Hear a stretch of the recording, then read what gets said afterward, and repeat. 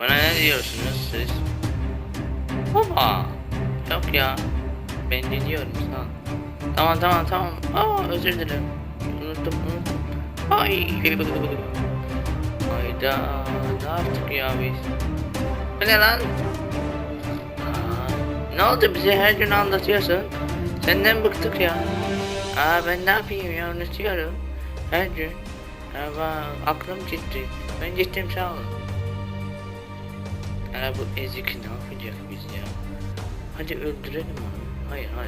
İkinci seviye daha çok vardır. Hadi. Bunu ne yapacağız biz? Bir fikrim var. Nedir bu fikrim? Kötü mü, iyi mi?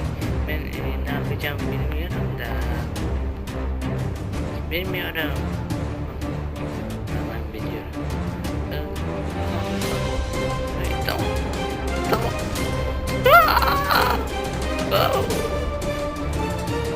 Biliyorum. Hadi gidelim.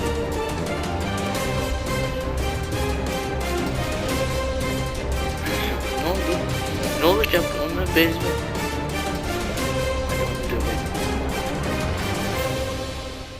İğrenç mesajlarından bıktım artık.